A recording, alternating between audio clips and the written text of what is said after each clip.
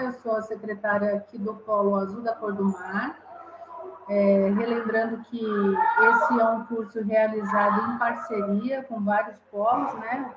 Polo Água Azul, Polo Aricanduva, Polo Azul da Cor do Mar, Polo Formosa, Inácio Monteiro, Jambeiro, Lajeado, Quinta do Sol, Rosa da China, São Carlos, São Mateus, Ticoatira e Três Pontes. Que todas as pessoas envolvidas, né, na organização e na administração das aulas são voluntários, estão disponibilizando o tempo deles para compartilhar conhecimento com vocês. A aula está sendo gravada. Caso você não queira que a sua imagem ou a sua voz seja divulgada, você pode manter o seu microfone e a sua câmera desligada. No decorrer da aula, se você tiver alguma dúvida, quiser fazer alguma pergunta, você pode levantar a mão. Se você não quiser falar, você pode mandar a sua pergunta no chat, que a gente vai lendo, vai compartilhando com os professores. Essa aula vai ser disponibilizada posteriormente, assim como todas as outras têm sido. A princípio é disponibilizado para vocês que estão inscritos já no curso, e posterior a isso vai ser disponibilizado para todos que quiserem ter acesso. Hoje a gente tem uma dupla dinâmica, que vai fazer um trabalho em parceria, e eu quero apresentar para vocês os professores. Nós vamos ter aula hoje com o professor Ricardo Pérez de Almeida. Ricardo, ele é formado, tem a formação mestrado em letras, com foco em literatura brasileira pela Unifesp, especialização em tradução inglês-português, com TCC sobre tradução literária pela Unibero, graduação em letras pela UniABC e pedagogia pela Unicid. Ele atua hoje como coordenador do Polo Unicel Água Azul.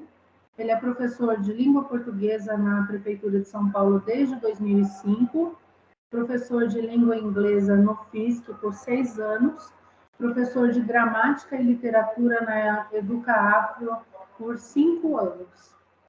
E junto com o Ricardo, que é o coordenador do Polo, nós temos o Jairo Pereira Gomes, que é o secretário do Ricardo. O Jairo, ele tem a sua formação, ele é graduado em História pela Universidade 9 de Julho e em Letras, Língua Portuguesa e suas literaturas pelo Instituto Federal do Triângulo Mineiro. E ele atua como auxiliar técnico, como auxiliar técnico de educação na prefeitura, ingressou em 2008, passou a ser secretário acadêmico da Unicel desde 2014 e é professor de História na rede estadual de São Paulo.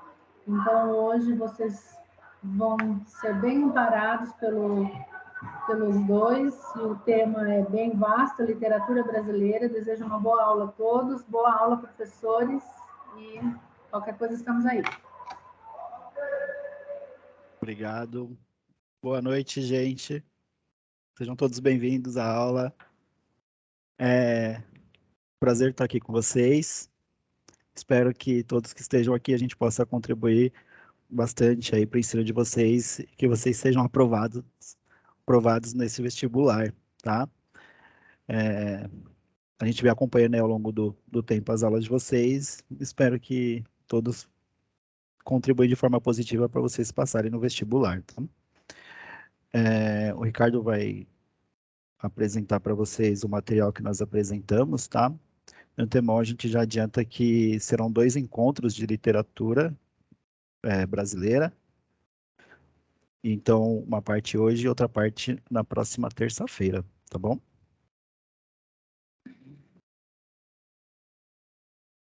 Antes de começar, eu só queria agradecer também a participação de todos e reforçar, como o Jário disse, aí, que é um tema assim, longo tudo, e explicar que nós tivemos dificuldades para selecionar os escritores, né, os artistas brasileiros, que são muitos.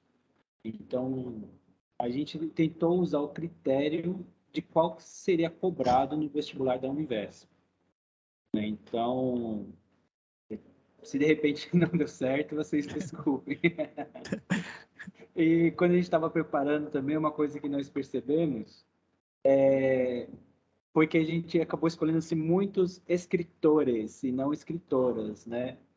Mas também a gente vai explicar ao longo do decorrer das aulas que também demorou, né, para existisse escritoras no Brasil, né? E por motivos óbvios, né? A mulher não podia estudar, né? Então, até ela começar a frequentar a escola e depois ser reconhecida como artista, isso levou um tempo, né? Então, foi isso. Eu vou compartilhar a tela, então, aqui para a gente começar. Não sei se o Jário quer falar mais alguma coisa. Nós vamos fazer em conjunto, não vamos dividir por tema, tá? Então, assim, como foi apresentado para vocês, minha primeira formação é História, é a área que eu mais me aprofundo, a parte que eu, um pouco mais que eu domino um pouco mais, não vou dizer que eu domino tudo, tá? Então, pensando que a literatura brasileira, e acho que literatura no geral, né, traz um reflexo da sociedade, então eu vou contextualizar o período, nós vamos trabalhar por períodos, então eu vou contextualizar um período, o que estava acontecendo no Brasil naquele momento, tá? Não vou aprofundar nos fatos para que não vire uma aula de história, mas apenas contextualizar o período. E o Ricardo vai entrar depois com as obras literárias, para ver como que elas são, a situação do Brasil é refletida na obra literária, tá bom? E a gente já pede desculpa, e vou alertar vocês, como nós somos nós dois no polo, e então pode ocorrer aqui do telefone tocar, a gente tem que atender, porque a gente está num período aí de agendamento de provas. A gente vai ter prova do Instituto Federal de São Paulo, sexta e sábado, e os alunos precisam agendar o horário para fazer a prova, tá bom? Então, se isso ocorrer assim, eu já peço desculpa para vocês, mas é que é bem importante para eles agendar o horário para eles fazerem a prova, para eles não perderem isso, tá?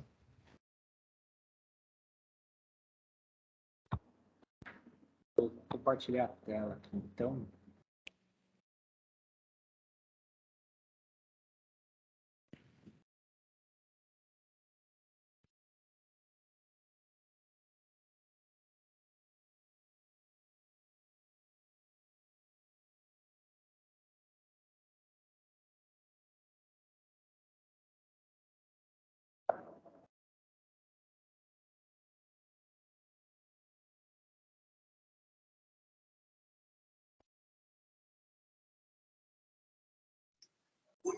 Tá.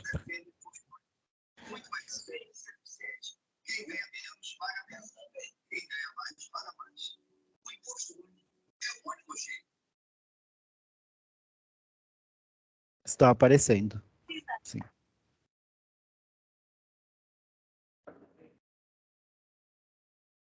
Nossa, é verdade.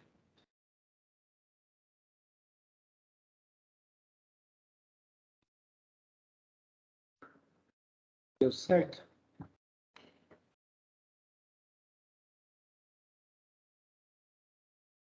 Para ver se. Ah, legal.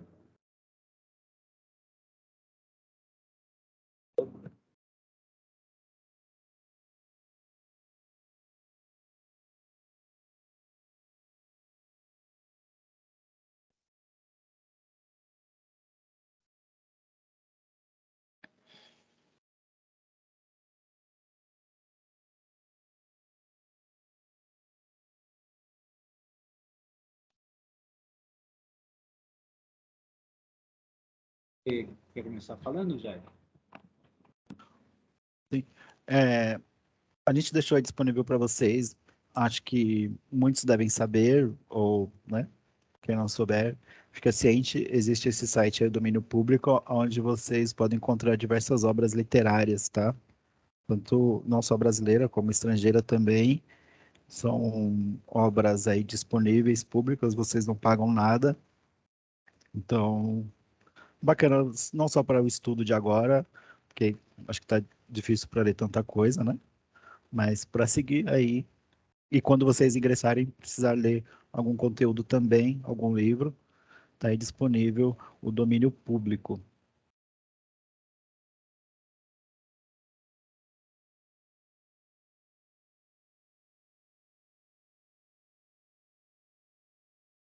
Nós ficamos aqui um tempo discutindo para chegar à conclusão de que é a literatura.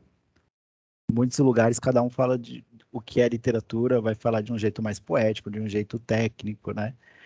Na aula de literatura portuguesa, vocês tiveram uma referência aí de Dom Quixote sobre a literatura. Aí, então, como a literatura brasileira, o Ricardo aí trouxe para vocês um exemplo de um escritor brasileiro, né? Um exemplo aí de escritora brasileira, de escritor brasileiro falando sobre literatura. Ser poeta é muito bom porque eu não tenho nenhuma obrigação de veracidade. Eu posso mentir à vontade, cientista que não pode. Bom, é, a poesia se encaixa em diversos eixos aí da literatura, né? Faz parte da literatura como um todo. E quando ele fala em mentir, nós ficamos discutindo aqui se não iria muito de encontro contra o que nós vamos apresentar, que é a literatura como um reflexo aí da nossa sociedade, né? Mas a literatura tenta fantasiar um pouco da realidade para tornar ela mais prazerosa de ler, né? Tornar ela mais artística propriamente dito, né? Em muitos lugares vê a literatura exemplificam como uma arte, a literatura é uma arte, né? Na próxima aula a gente vai ver a literatura na Semana de Arte Moderna, a literatura propriamente como uma arte, enquadrando ali totalmente como uma arte junto com quadros, pinturas e monumentos, né? Artes plásticas, enfim, música, tá? Então, ele tenta aí dar uma fantasiada um pouco a mais para tornar mais agradável e mais lúdica até. Certo, Ricardo? Certo.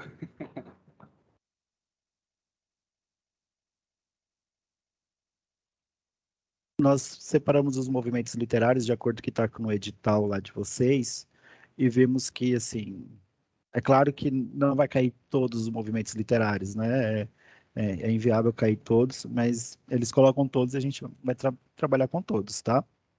E aí, nós vimos aí. Pode passar, Ricardo, no próximo. Isso.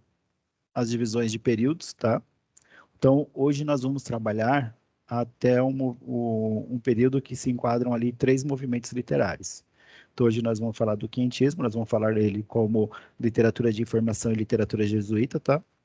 O barroco, o arcadismo, romantismo e, por fim, os três que se enquadram ali no mesmo período, que é o realismo, o naturalismo e o parnasianismo, tá bom?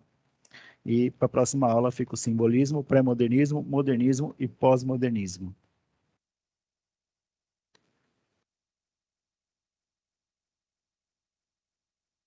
Bom, falar de literatura de informação, ela já deixa aí muito escancarado sobre o que ela vai ser abordado, tá? Literatura de informação para passar informação, tá bom? Então, ela vai se estender do período de 1500 a 1601, tá? Pode passar, Ricardo. E aí a gente vai entender o que estava acontecendo no mundo e especialmente no Brasil neste período, tá? Então, em 1500, a gente tem a chegada de europeus e propriamente portugueses no Brasil, né? E lembrando que a gente não usa muito mais aí, não é muito aconselhável usar o termo descobrimento, tá? Então a gente utiliza termos como eles chegaram, né? Alguns vão ser mais radicais e utilizar termos como invadiram, que também não está errado, que foi uma invasão. Mas para ser mais político, né, para mediar assim, eles chegaram, que foi o que aconteceu. Os portugueses chegaram no Brasil, né? Fizeram o que fizeram, mas eles chegaram no Brasil, tá? E é um período de descobertas dos europeus, né, de encontros, eu utilizando o termo descobertas, não utilizar, mas de encontros e lugares que os europeus vão chegando em busca de novas coisas, tá? De novos territórios, de metais preciosos, tá?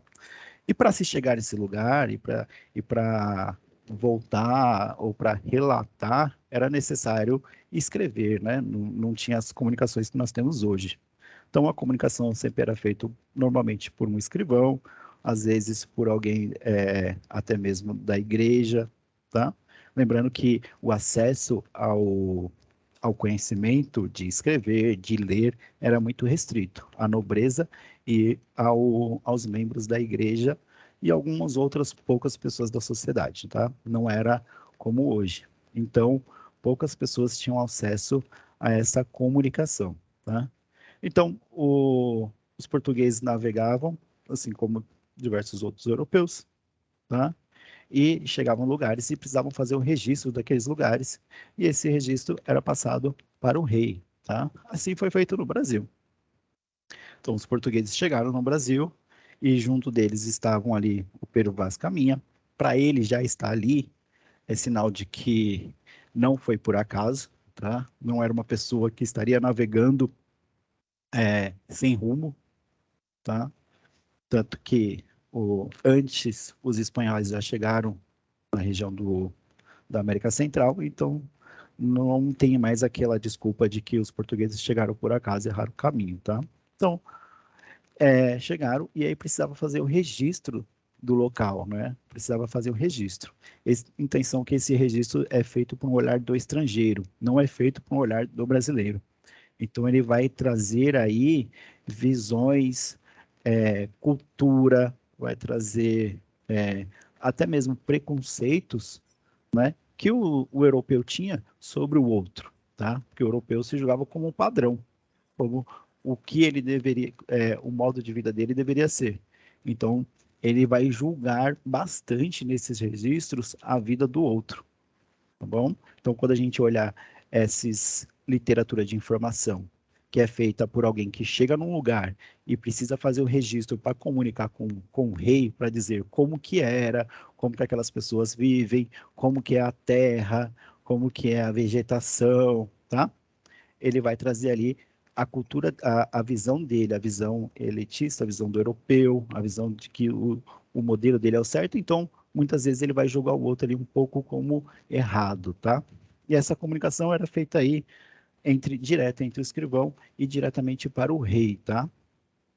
Certinho, Ricardo? Certo. Agora então é comigo, né? Aqui, gente, nós pegamos uma imagem de um registro, assim, que seria da carta de Pero Vaz de Caminha, né? Esse escrivão que veio na nau, né, com Pedro Álvares Cabral, né, como o Jairo disse, que não era comum, né, o escrivão estar pertencendo, né, a essas navegações. E aí a função do Pero Vaz, então, era noticiar, né, passar as notícias, né, para o rei sobre como era a Terra, né? Então ele tinha a função de dizer a verdade sobre a Terra, né, para que a nobreza, o rei soubesse como que é, né, o Brasil, né, como que era essa terra, né, que eles acabaram chegando aqui.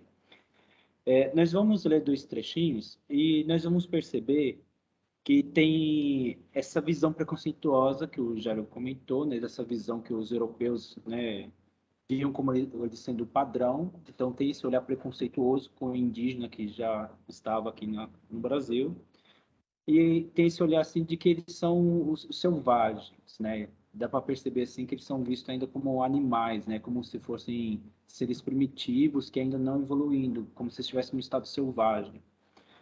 E e aí a gente começa a ver assim algumas coisas também, assim que ele faz muito elogio à terra, né? Ele elogia a terra, ele fala que a terra tem bons ares, né? Que a terra se plantando tudo dá, né? Ele começa a elogiar muito a terra em si, né?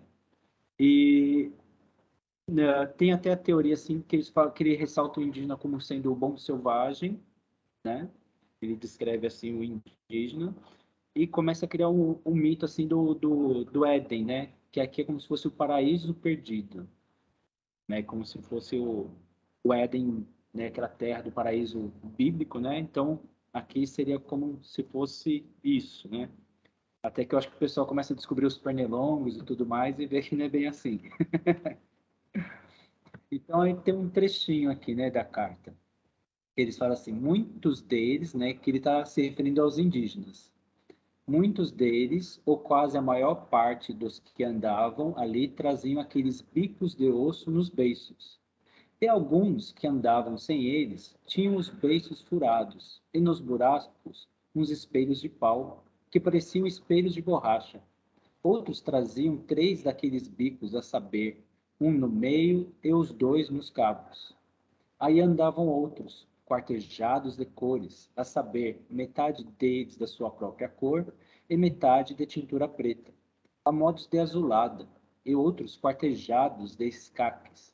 Ali andavam entre eles 3 ou 4 moças, bem moças e bem gentis, com cabelos muito pretos, compridos pelas espadas, e suas vergonhas tão altas, tão cerradinhas e tão limpas das cabeleireiras, que de as muito bem olharmos, não tínhamos nenhuma vergonha.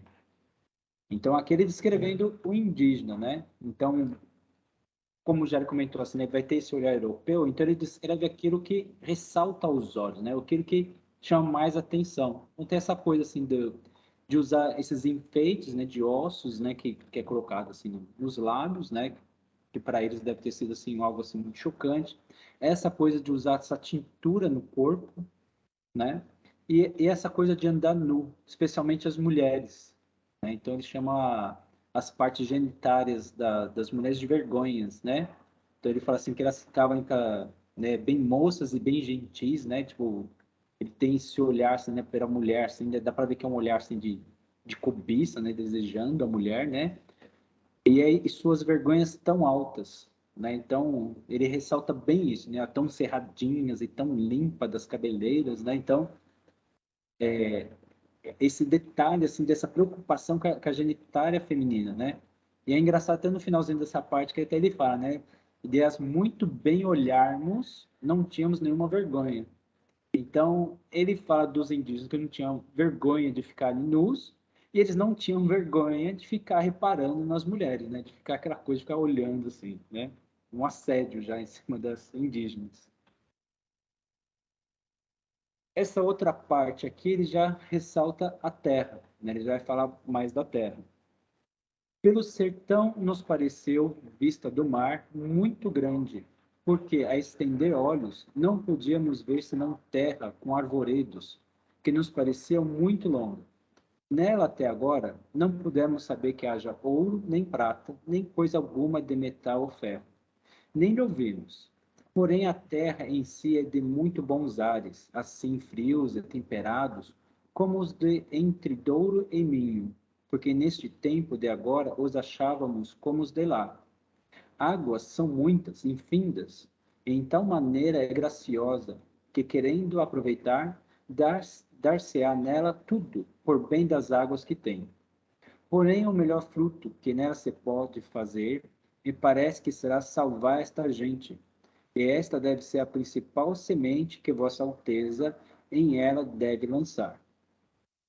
Então, aqui a gente vê essa valorização da terra, né, mostrando assim né, que acha a terra graciosa, né, que tem bons ares, né, que tudo nela, né, se quiser, né, pode aproveitar, né, por causa das águas, que tem muita água, e tem essa preocupação assim de já querer encontrar ouro, né? Que eles já perceberam isso aqui, até agora não acharam nem ouro, nem prata, nem nenhum outro metal precioso, né? Então a gente já percebe essa preocupação, né? Então eles chegaram aqui, qual é a principal preocupação? Encontrar riquezas, né? Achar ouro, qualquer alguma coisa assim de valor, já é explorar a terra mesmo, né? E aí ele comenta dessa questão das águas, né, de poder aproveitar, né, como se fosse, ó, se não achar nada que preste aqui, pelo menos ó, essa terra aqui dá para fazer alguma coisa com ela, né? Como se a terra não tivesse dono, né, tivesse abandonada, né? E esqueçam-se selvagens que estão aqui, né? Tipo, aquela ignorando os indígenas. E aí no final tem essa referência comparando assim que precisa salvar os indígenas, né? Então, porém, o melhor fruto que nela se pode fazer, me parece que será salvar esta gente. Então, tem essa visão europeia de que o índio aqui é como se ele estivesse no pecado, né? Que tipo, a gente vai ver na sequência que tem a literatura jesuítica, porque ele não conhece a palavra de Deus. Então, ele é uma pessoa perdida, né? É um ser perdido. né? Ele fica andando aqui assim, nu, né? Com essas vergonhas assim tão altas, né? Então, é preciso salvar essa gente, né? Então, esse ar de superioridade, né? O europeu, ele é superior, então o europeu, vai salvar o indígena inferior, né? Então, eu, europeu, tenho condições de salvar esse ser que é inferior a mim e está perdido aqui. E que essa deve ser a principal semente que Vossa Alteza em ela deve lançar. Que aí a gente vai ver também já na sequência que essa desculpa de querer salvar o indígena, né, de lançar essa semente no indígena, é que vai ter essa dominação toda, que vai ter toda essa sequência que a gente vai ver agora. Tá bom?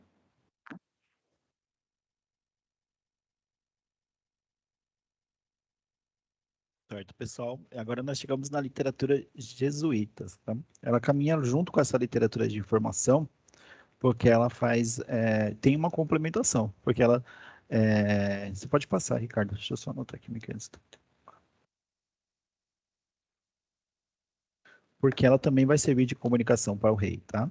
Lembrando que foi falado lá no começo, não são todos que têm acesso a essa capacidade de escrever e de ler, né? A esse sistema de educação.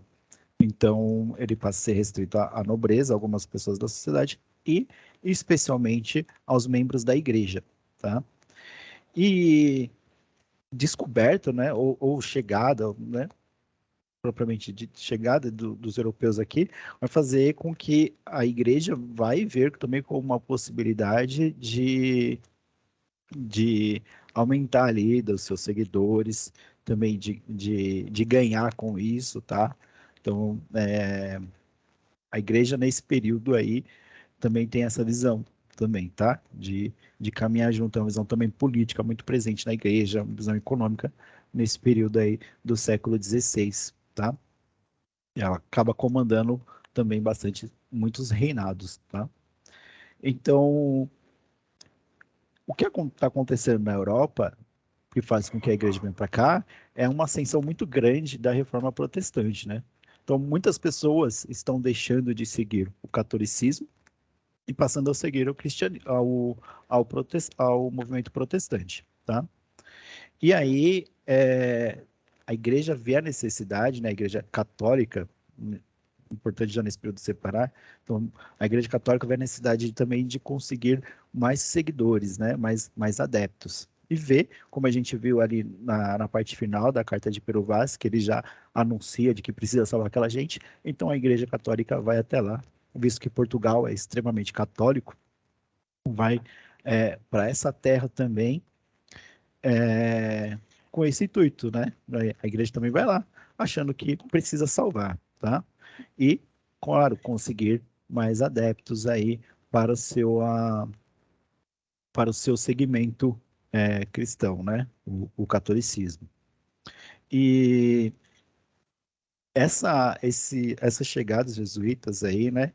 Pela Companhia de Jesus, ela vai se estender aí pelos o século XVI, de 1534, vai seguir na frente, também vai seguir como um sistema de educação, visto que a educação, visto na época, era uma educação muito religiosa, né? Os nobres tinham uma educação que era voltada para uma política, uma educação voltada aí para uma economia, mas basicamente os demais que tinham um pouco de acesso à educação, a gente falava de educação voltada para a religião.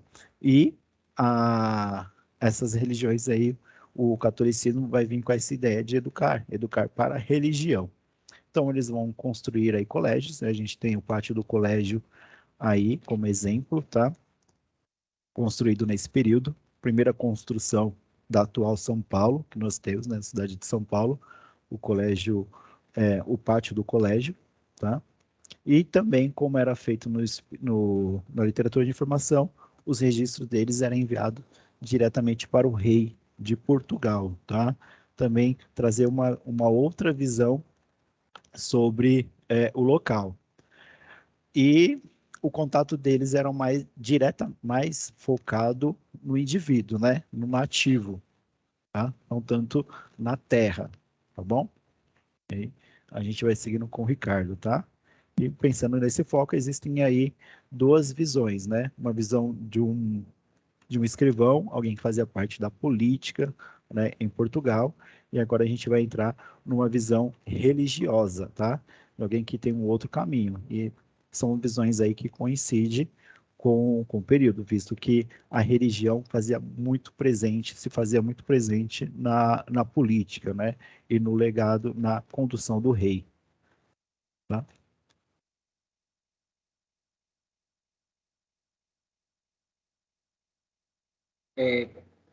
Para a literatura dos jesuítas, nós escolhemos o José de Anchieta, né, que a gente pensou que seria o que seria mais cobrado assim, né, pela Univesp, tá? Então não é que seria o único, tem outros assim de importância também, mas nós escolhemos o José de Anchieta, né? Falando um pouquinho dele, o José de Anchieta, então, ele vem para o Brasil com essa missão jesuítica, né, de querer salvar os indígenas da perdição, né, e da catequização, né? O, o importante do José de Anchieta é que ele publicou também um livro chamado Arte de Gramática da Língua Mais Usada na Costa no Brasil. Então ele escreve um livro, né, comentando como é que é a língua tupi-guarani. Ele faz um estudo sobre a língua tupi-guarani e escreve uma obra sobre essa língua. É o único registro que se tem do tupi-guarani da época. Então, essa obra tem essa grande importância para a gente saber assim, como. Porque é um estudo, mesmo sendo um estudo feito por uma pessoa europeia, né, com a visão do europeu, mas é o único estudo que se tem do tupi-guarani da época. Né? E o José de Anchieta, ele teve diversas obras, né? Ele escreveu poesia, teatro, nós vamos ver um exemplo de cada um deles. Mas ele só teve suas obras reunidas somente em 1954, né? Então, somente no século XX, né? Para ver o quanto ele ficou assim no esquecimento do seu trabalho e tudo, né? E as suas obras, elas têm muito cunho religioso e têm a intenção pedagógica de catequizar. Então, a gente vê muito isso. Ou ele fala da religião, ele exalta, né, o catolicismo, ou senão a gente vê que é uma obra que tem o interesse de ensinar os indígenas a Bíblia, né? Fica nisso. Essa daqui é a capa da obra que eu falei, né? Da arte, da gramática, da língua mais usada na costa do Brasil, né? Que ele comenta, que ele explica, né? Sobre o Tupi-Guarani, né? E essa obra ela recebeu críticas tanto boas quanto ruins, né? Então, fica esse registro aí do Tupi-Guarani falado aqui no século XVI, aqui no Brasil. Tá bom? Nós pegamos um trecho do poema, o título do poema é Do Santíssimo Sacramento. Né? A gente vai perceber que esse poema aqui ele fala da hóstia. Né? Então ele começa assim: ó que pão, ó que comida, ó que divino manjar se nos dá no santo altar cada dia. Filho da Virgem Maria, que Deus Padre cá mandou, e por nós na cruz passou crua morte. E para que nos conforte, se deixou no sacramento para dar-nos com aumento sua graça. Esta divina fogaça é manjar de lutadores, galardão de vencedores esforçados. Deleite de namorados que com o gosto deste pão deixam deleitação transitória. Né? Então, é um poema que na época, né, na Europa, era um tipo de poema que era valorizado, né? Então ele tem esse, se vocês lembrarem das aulas da professora Eugênia, que falava da literatura portuguesa, que nessa época tinha essa valorização das estrofes mais curtas, né, que era chamado de redondilhas menores, né? Então ele usa esse padrão que era usado em Portugal, né? A gente vai ver aqui que por muito tempo o Brasil ele copiava o que era moda em Portugal, né? Então, a gente vê assim que ele dá essa valorização para a hóstia, né? Então, essa valorização do sacramento, né? Da hóstia ali, né? Então, até quando ele fala assim, ó, que pão, que comida, né? Que ele está falando da hóstia, né? Que divino manjar, né? Então, é até o filho da Virgem Maria, essa referência a Jesus, né? Que Deus Padre que mandou. E aí depois ele fala da crucificação, né? Que por nós na cruz passou por a morte, né? E aí ele volta essa relação com a hóstia de novo, né? Para que nos conforte, nos deixou no sacramento, para nos dar com aumento sua graça. Então a gente recebe a graça, né, através do sacramento, através da hóstia, a gente recebe essa graça divina, né? Esta divina fogaça de manjar de lutadores, galardão de vencedores esforçados, né? Então, olha só, também ó, é tudo valorização da hóstia aqui que ele fala, né? Ó, essa divina fogaça, manjar de lutadores, galardão de vencedores, né? Tudo isso é referência à hóstia, né? Deleite dos namorados, que o gosto desse pão deixa a deleitação transitória, né? Então, o José de Anchieta, ele vai ter muito essa característica assim dessa valorização do catolicismo, né? Um outro exemplo que nós trouxemos aqui é um trecho de um teatro, né?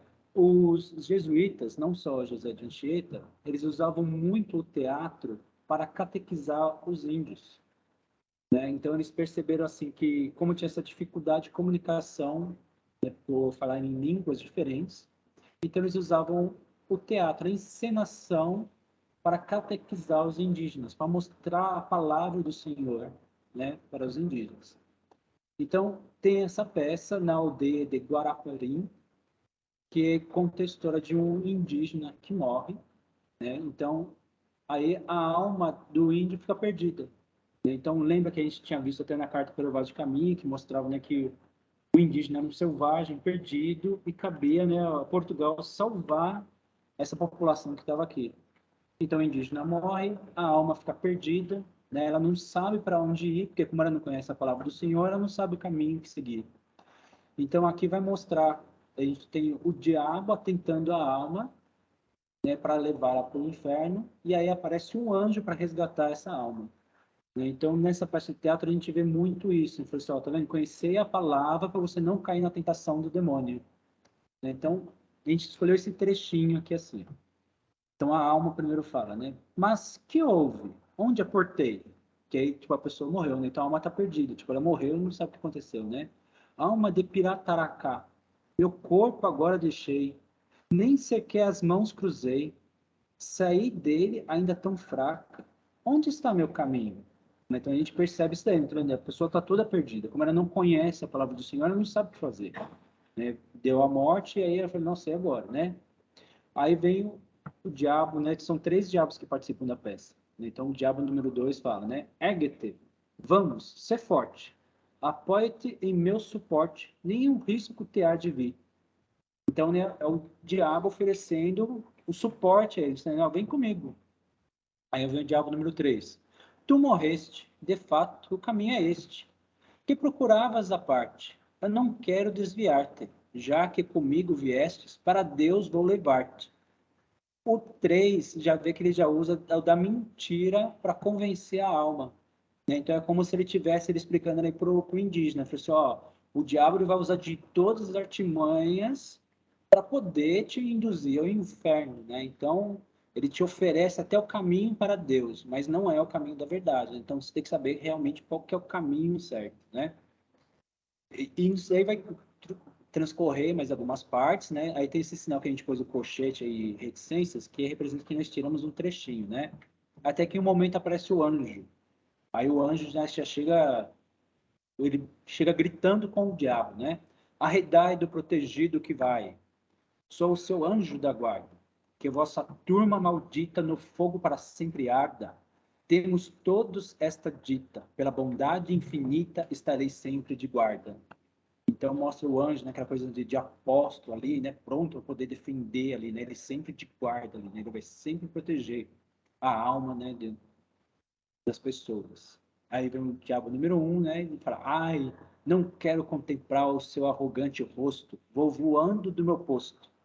Então aí mostra essa coisa da superioridade divina do anjo, né, só a chegada do anjo, o diabo já vai embora, né, ele não pode nem contemplar o rosto do anjo, né? E só a presença dele, ele já vai embora do posto dele, ele já abandona o posto dele, já larga a alma e deixa para o anjo, né? Para mostrar essa questão da superioridade. Só a presença do anjo afasta todo o mal ali que fica perseguindo a alma, né? Então,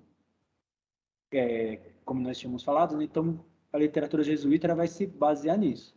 Então, ou é essa exaltação do catolicismo, né, vai mostrar a importância do catolicismo, e outro, senão, vai ter essa coisa da catequização, essa coisa de querer explicar ao indígena, ensinar ao indígena as palavras do Senhor, as palavras da salvação, né? E tanto na poesia quanto no teatro, a gente vê essa coisa assim da métrica, né, da redondilha menor que era moda em Portugal, né? Então essas coisas tem muitas rimas, mesmo aqui no teatro, né? A gente vê essa coisa das rimas, tudo. Então, e os jesuítas eles usavam muito o processo assim de cantar, né? Então o poema ele já tem essa coisa, assim, essa melodia, né, da música. Então o teatro ele traz isso também. Porque uma coisa que os jesuítas perceberam é que os indígenas, eles cantavam muito, né? Eles têm muita coisa da dança, do canto. Então, eles tentaram utilizar essa coisa do canto em favor deles para poder facilitar a catequização. Tudo bem?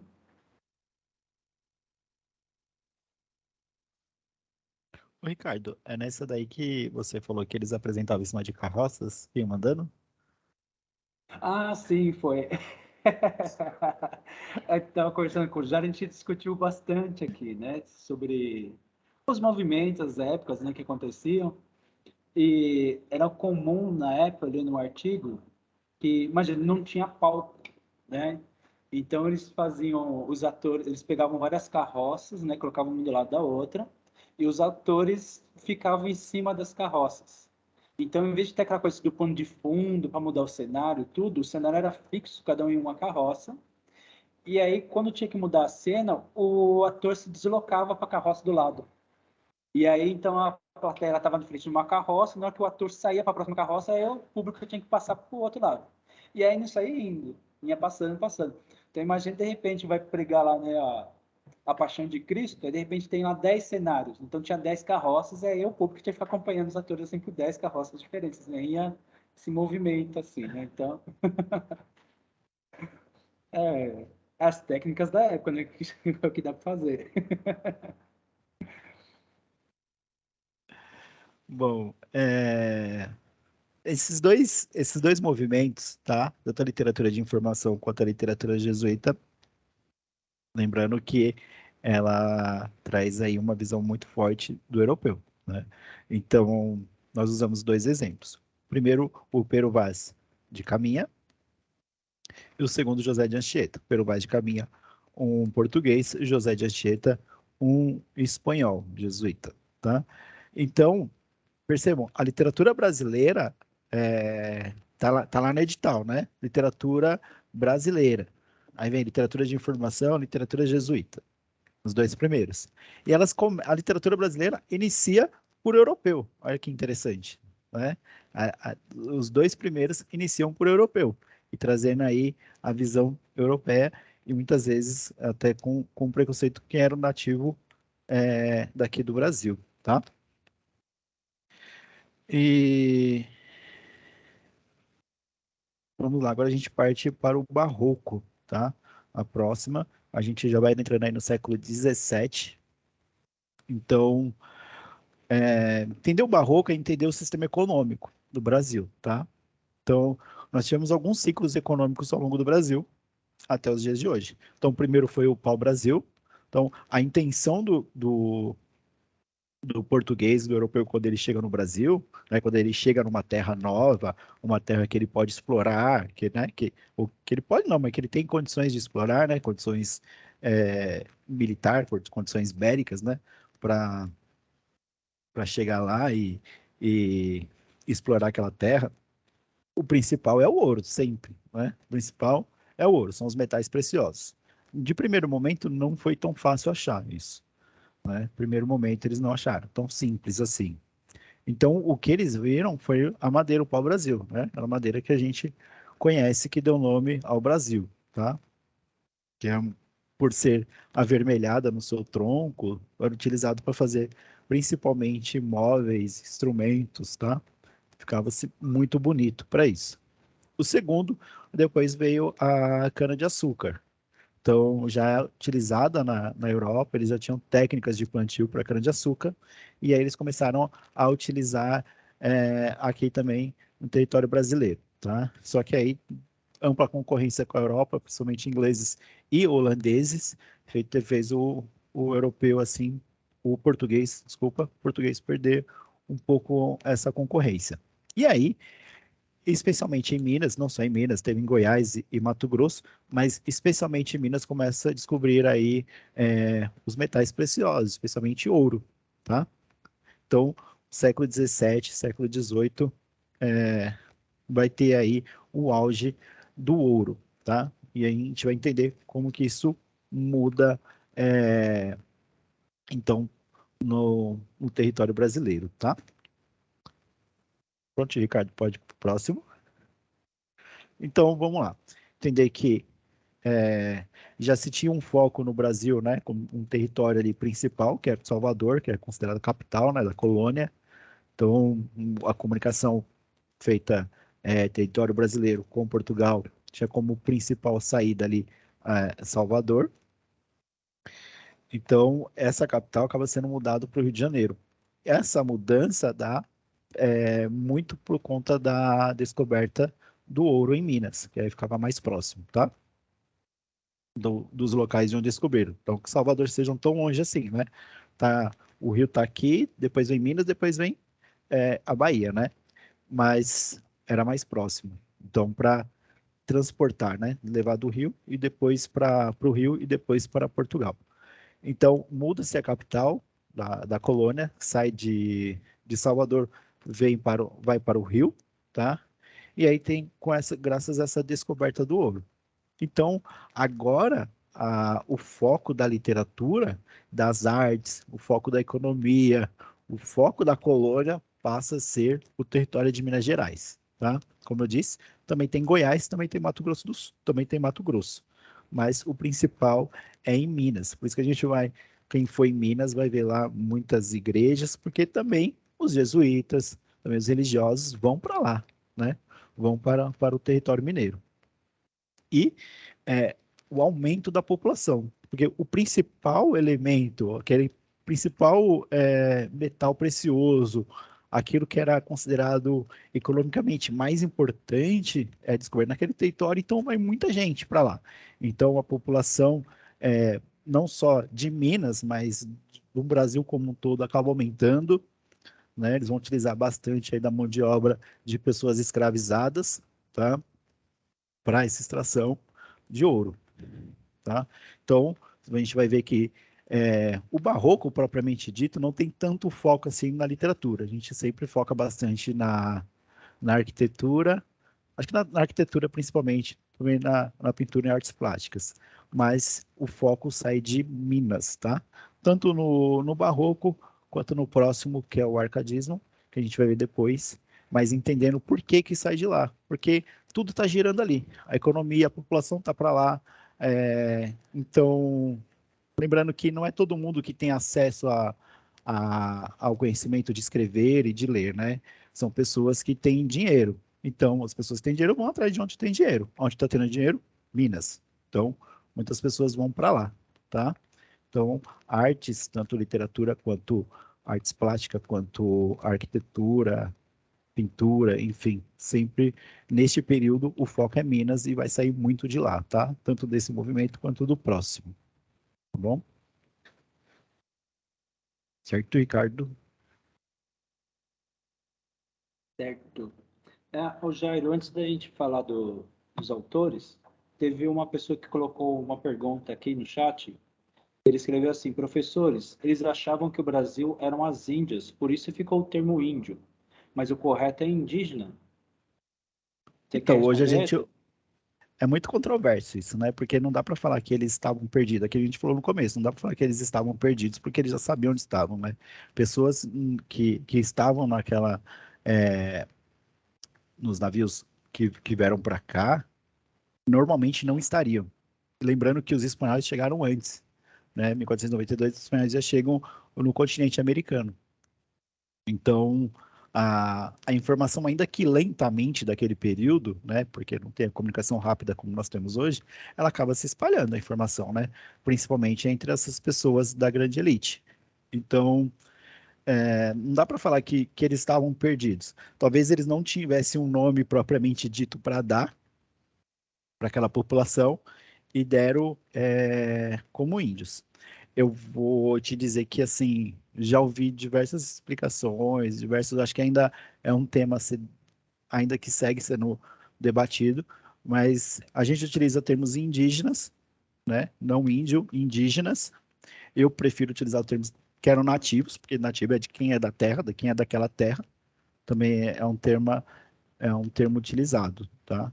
Mas indígenas ou nativos. Índios, no popular acaba se usando e todo mundo aceita, né? Mas talvez o indígena seja o melhor pra, para a situação, tá?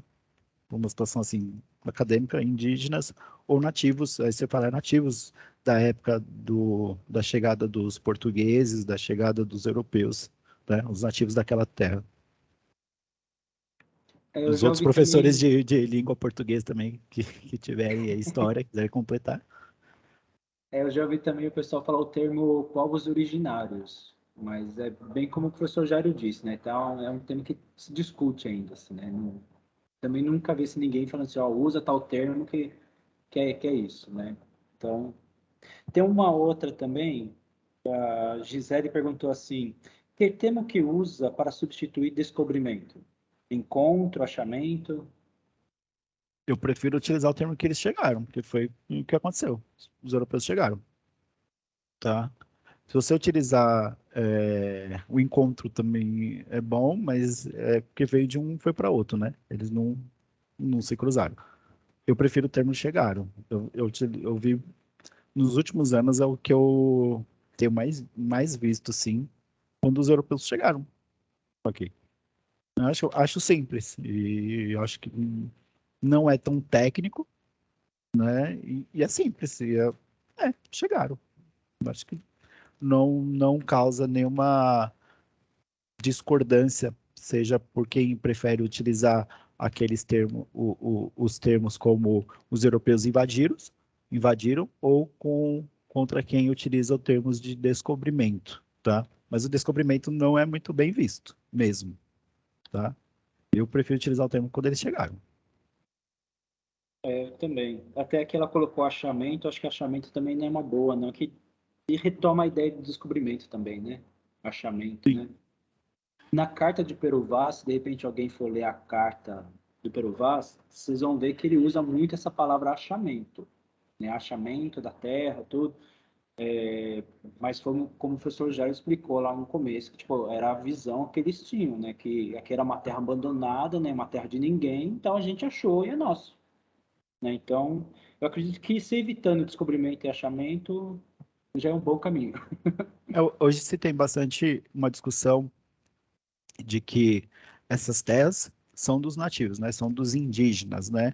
Ou como a gente estava na discussão aí, para quem utiliza os termos dos índios, né? Eram deles, né? Eles já estão aqui. E aí tem aquele ditado popular, achado não é perdido, né?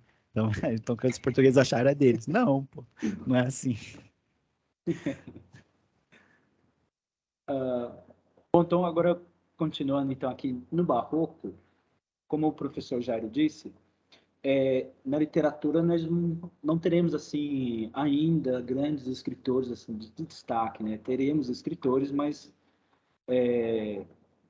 são poucos, né? Porque o pessoal tinha que sair do Brasil para estudar em Portugal.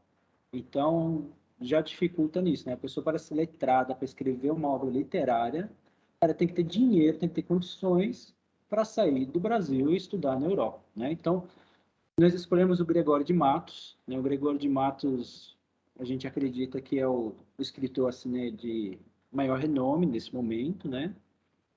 E escreveu muita poesia, tudo, né? Ele estuda direito em Portugal, né? Aí ele volta no Brasil, ele trabalha como advogado e ele começa a escrever poemas satíricos, ele começa a criticar o governo. E por causa desses poemas, ele é obrigado a se exilar em Angola.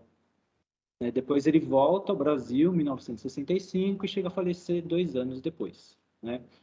Ele também foi um escritor muito esquecido por um bom tempo. Né? Suas obras só foram totalmente reunidas em 1923. Né? Hoje tem um estudo assim, um pouco mais aprofundado sobre ele. Né? Então ele escreveu poesia sacra, né, sobre religião, lírica sobre o amor, e satírica, que é essa crítica política, né? Então aqui a gente já começa a ver assim o pessoal da literatura preocupada com a política, né? Então a arte voltada para a política, né? E ele também escreve poemas, tanto poemas graciosos ou como poemas considerados pornográficos na época. Então, na época, ele escreveu poemas que eram considerados pornográficos. Então, por causa dessa crítica dele ao governo, desses poemas assim, né, um pouco mais ousados, assim, ele recebeu o apelido de Boca do Inferno. Né? Então, e aí vamos ver um exemplo aqui de poema dele. Aqui é uma capa, né, do livro, né, que o pessoal reuniu, né, alguns poemas dele, né, obras poéticas do Dr. Gregório de Matos Guerra, né? E aí eu peguei um trechinho de um poema, poesia sacra dele, né?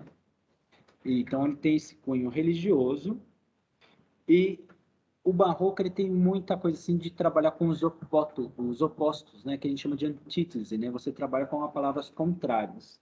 Esse poema, quem depois quiser pesquisar, pegar o poema inteiro, vocês vão ver assim que ele é muito confuso. Você não consegue entender o poema na primeira leitura, de tão confuso que é, porque ele trabalha com a palavra todo e a palavra parte. E ele vai jogando assim, todo, parte, e chega uma hora que você fica perdido, você não sabe mais o que é todo, o que é parte. Então, você tem que fazer umas 3, 4 leituras, lendo devagar, para você ir entendendo o poema, né? Então, nesse poema, ele mostra assim que não tem como se você pegar o livro sagrado, a Bíblia, você não consegue dividir em partes, né? Porque uma parte representa o todo da Bíblia. Mesmo se você pegar só um trechinho, nesse trechinho já vai estar a Bíblia toda nele, né? E toda a Bíblia acaba sendo um conjunto de partes, é mais ou menos isso que ele trabalha, né? Então, nesse trecho, ele fala assim: em todo o sacramento está Deus todo, e todo assiste inteiro em qualquer parte, e feito em partes, todo em toda parte, em qualquer parte, sempre fica o todo. Então, lendo assim, a gente fica, né, daquela sensação assim, o que é que você está falando, né? Mas vamos voltar assim, que a gente entende um pouquinho, ó. Então, em todo o sacramento, quando ele fala aqui, é a palavra, né? É o livro sagrado, né? Então, em todo sacramento está Deus, todo. Né? Então, em qualquer parte da Bíblia, você vai encontrar ali Deus, e Deus por inteiro, não vai ser um pedacinho de Deus.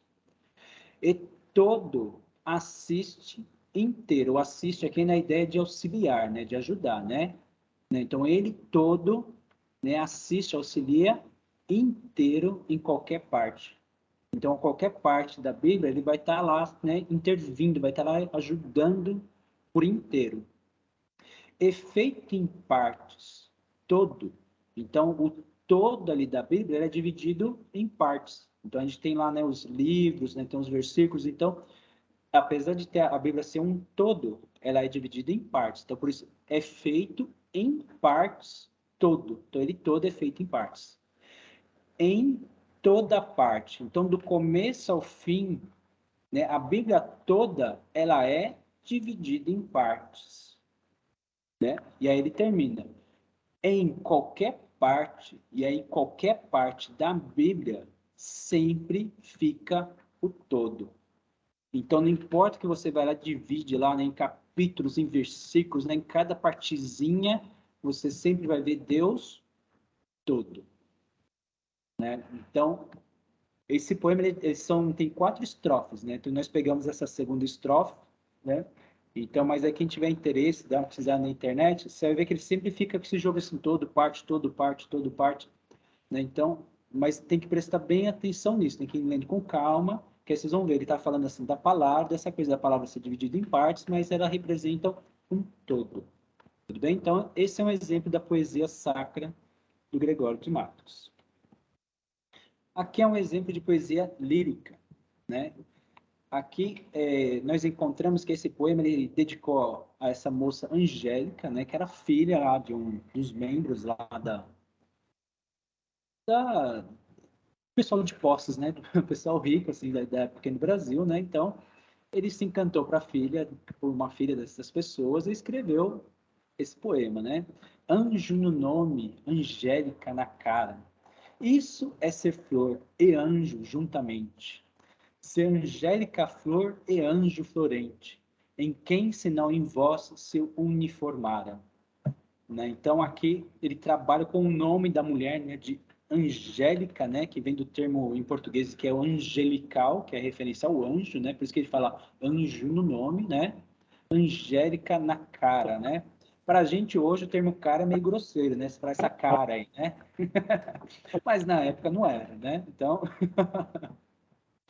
Então, imagina assim, ela tinha um anjo, né, no nome, e angélica, então imagina assim, ele usa o termo, o próprio nome da mulher para se referir à beleza que ela tinha no rosto, né, na cara. Isso é ser flor. Né? Então, aqui a gente já tem essa coisa assim, de comparar a mulher com a flor e anjo juntamente. Então, ele fala que ela é tanto uma flor quanto um anjo. Ser angélica flor. Percebam que aqui o termo angélica está com letra minúscula. Então, aqui não é o nome da mulher. Aqui ele usa como o adjetivo de flor, para mostrar que é uma flor angélica, uma flor angelical, com referência ao anjo. E anjo florente, né? Então, aqui ele meio que faz ele inverte, né? Então, aqui, porque aqui tem o angélica, que é o anjo como adjetivo, como qualidade, e depois o florente lá no final, que acaba virando adjetivo. E aí no começo, então, o flor, que é o substantivo ali, né, o concreto, né? E aí depois, quando ele fala e anjo florente, aí o anjo que se torna o ser completo, né? Porque aí depois essa ideia, né, tanto do que é o, né, do flor e anjo, ele resume ali no final, né? Em quem, se não em vós, se uniformara, né? Então, somente em você que poderia ter essa junção, né, essa união, né, de flor e anjo perfeita ali, né? E aí esse poema também se estende, também é dividido, né, em 4 partes. Um outro exemplo da satírica, né? Esse aqui é quando ele começa a criticar o governo, né? Então ele começa assim: a cada canto um grande conselheiro. Quem nos quer governar cabana e vinha? Não sabem governar sua cozinha e podem governar o mundo inteiro. Então aqui a gente vê essa crítica, né? Então em cada canto um grande conselheiro. Então tipo assim, em todo lugar que você vai ter alguém que quer ser conselheiro. Que nos quer governar cabana e vinha. Então, em todo lugar vai ter um xereta que quer virar o governador para mandar na nossa casa, né, na nossa cabana e vinha, né, na nossa terra ali. Não sabem governar sua cozinha. Então, tipo assim, até na cozinha o cara se atrapalha, mas o cara quer ser conselheiro, o cara quer ser governador, mas não sabe se virar na própria cozinha. E podem governar o mundo inteiro. Então, aqui ele faz essa crítica, que em toda parte tem essa pessoa que quer ser conselheiro, quer governar, né, quer mandar na gente, mas o cara não sabe nem cuidar da própria casa. Isso aqui, mesmo assim, são eles que podem se tornar o governador e podem governar o mundo inteiro. O cara não tem a menor competência e é provavelmente ele que vai ser o governador. Né? Até se for ver, imagina, né? De tanto tempo atrás, né? Como é atual até esse daí, né? Quantos conselheiros a gente não conhece aí, né? Que não sabe cuidar da própria cozinha e acabam virando nossos governantes, né? Então, então mas imagina na época, né? O Gregório de Matos citar um poema desse, né? Então era considerado assim uma coisa escandalosa, né? Para a época, né? Então por isso que ele recebeu até esse apelido aí de Boca do Inferno, né? Percebo que nesses poemas já do Gregório de Matos já é diferente do José de Anchieta. Se vocês lembrarem das aulas da professora Eugênia da literatura portuguesa, vocês vão lembrar que aqui já tem a questão do soneto, né? Então são os versos decassílabos, né? Esses versos são um pouco mais longos, tem uma métrica diferente, tem um esquema de rima diferente, né? Então vocês vão perceber assim que o poema ele já recebe assim uma estruturação diferente, tá legal? Então antigamente o poema ele era bem musicado, da ideia de ser musicado. Aqui já não. O soneto não tem a ideia de ser musicado, mas sim de ser declamado. né? Então, até a leitura, assim, ela é um pouco diferenciada, porque é a ideia de você declamar o poema, e não, não apenas cantar, né? Apenas não, né? Desculpa, não. Mas não você cantar o poema, mas você declamar o poema. Por isso que ele tem já essa estrutura diferente, que era a moda em Portugal, né? Então, mesmo tendo essa preocupação com o Brasil, né, que nem Gregório de Matos, que se preocupa com o governo, mas a gente tem que lembrar que são escritores que vão até Portugal, estudam em Portugal, estudam como que é o modelo de arte, o modelo ideal de arte, e aí, quando chega aqui, ele simplesmente, né, ele reflete o que ele aprendeu em Portugal. Então, ainda é difícil, né, quebrar esse laço ainda com Portugal nas artes. Um outro nome que também foi importante para o Brasil, vocês vão Ricardo, lembrar também. Oi? desculpa te atrapalhar. Lembrando que neste momento nós temos aí, a partir deste momento, a presença de uma pessoa que nasceu no Brasil, né? Coisa que não tinha antes, né? Ah, sim, Uma pessoa que verdade. nasceu no Brasil tem educação escolar, né? Sabe ler e escrever, começa a escrever, mas mesmo assim no modelo europeu. Tem uma pergunta no chat, Ricardo. Sim. Eu acho que você vai saber um pouquinho melhor, bem mais do que eu, né? Vamos lá. É, a Letícia está perguntando se podemos associar o Gregório de Matos com o Gil Vicente. Como Não, o nosso Gil Vicente. não. É, é, talvez ela deva estar pensando assim com questão, vamos supor, igual o Alto da Barca do Inferno, né, que tem essa crítica política, tudo, né? Eu acho que não, porque, bom, começa que eles são períodos assim completamente diferentes, né? Eles têm um estilo de arte assim também diferentes, né? E quando o Gil Vicente ele faz, por exemplo, assim, a Alto da Barca do Inferno, ele ele não pode, ele faz, não sei se vocês vão lembrar, tinha uma pergunta que a professora Jônia fez, que era dar um exemplo da peça lá de Ninguém e Todo Mundo. E aí ela pergunta, os personagens poderiam ser considerados como políticos, alegóricos, tudo, e a resposta era alegórico, né? Por que alegórico? Então imagina assim, na época medieval, então o Gil Vicente ele tinha que fazer uma crítica, mas a ideia assim de ser generalizada. Porque se ele especificasse para alguém, ele poderia ser executado, né? Então, ele sempre fazia uma crítica assim, mas no geral, tipo assim, olha a sociedade, né? Então, ó, né? Não estou especificando ninguém especificamente, né? Não são os homens que são assim. O Gregório de Matos já não, né? Eu dei esse exemplo aqui, que ele fica assim, uma coisa assim meio genérica, né? Que ele especifica assim, né, em cada canto, um conselheiro, né? Mas tem poemas dele que ele aponta mesmo, que ele, o título ele já fala assim, o capitão da guarda tal, ele dá nomes. Ele fala, isso aqui é para você, e ele acaba com a pessoa. Né? Por isso que ele teve que ser exilado, né? Porque ele começou a apontar dedos mesmo, já falou, é você, né? Então ele teve que fugir para Angola por causa disso, porque senão ele ia morrer, né? Senão ele ia receber aí, né? Se não fosse pela justiça lá, né? O Portugal, né, não só executa Gregório de Matos, provavelmente, né, imagina no Brasil no meio do mato, né, não que ele saísse para algum lugar e seria pego numa emboscada, né? Então, eu acredito que não pode por causa disso, porque o Gil Vicente ele sempre faz essa coisa assim alegórica, assim, né, no geralzão, né? Que ele era até ele vivia muito ali da corte, né? Ele frequentava a corte. E o Gregório de Matos, ele tem poemas assim que ele chega a apontar mesmo, assim, e são poemas grosseiros assim, né? Eu esqueci de um, que tinha um que ele critica também um governador, e aí o trecho, o começo era assim, sal, cal e alho caem no teu maldito caralho.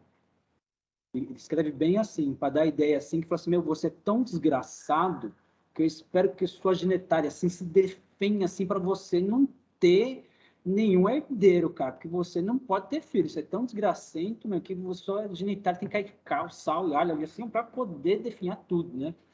Então, ele é muito grosseiro, assim, né? Mesmo assim, se a gente vê hoje, assim, você fala assim, caramba, né? O cara para publicar um negócio desse, né? Até por isso que demora tanto tempo para ser publicada as obras dele, até também, né? Mas eu acredito que não dá para igualar com o Gil Vicente por causa disso. Tudo bem? Não sei se o Jairo quer complementar com alguma coisa também. O Padre Antônio Vieira. O Padre Antônio Vieira, a gente teve lá com a professora Eugênia também, né? Que ele já é o português, né? Como o Jairo disse, né? Ele nasceu em Portugal, né? É diferente de Gregório de Matos, como lembra o professor Jairo, né? Que Gregório nasceu no Brasil. Mas o Padre Antônio Vieira, ele passou muito tempo da sua vida no Brasil, né? Ficou conhecido pelas suas oratórias, né? Teve algumas contrariedades com a Inquisição da época, né? Como o professor já explicou agora, mas ele foi considerado assim um homem assim, né, das luzes, né? Que falava muito bem, né? Tinha uma eloquência assim, né, muito boa, né? Que os sermões assim, né, eram fantásticos, né? E foi muito perseguido. E no Brasil ele tem uma importância porque ele começou a discutir temas sobre os indígenas e as pessoas escravizadas, né? Então ele começou a ter um olhar assim meio político para o que estava acontecendo no Brasil também, né? Por isso que ele recebeu tantas contrariedades assim, até com a Inquisição e com outros políticos também, né? O trecho que nós separamos foi de um sermão dele, tem esse título enorme, né? Sermão pelo bom sucesso das armas de Portugal contra as de Holanda, né? Esse aí é um exemplar, nós achamos na internet, um exemplar da publicação, né? E aí, vamos ler um trecho dele aqui, né? Então ele começa assim: Tirais também o Brasil aos portugueses, que assim estás, terras vastíssimas, como as remotíssimas do Oriente, as conquistaram a custas de tantas vidas e tanto sangue, mas por dilatar vosso nome e vossa fé, que esse era o zelo daqueles cristianíssimos reis que por amplificar e estender seu império. Vamos ver por partes desse daqui, né? Ó, lembrando que o sermão, imagina assim, né? Isso daqui é como se o cara estivesse falando assim para aquela multidão de gente ali na igreja, né? Alguma coisa assim do tipo, né? Então, imagina naquele momento, né? Então, Portugal, né, dominando aqui o Brasil, e aí ele vem com esse trecho, né? Tirais também o Brasil aos portugueses, né? Então, é como se ele estivesse falando com Deus, só tira o Brasil dos portugueses, né? Deixa o Brasil livre.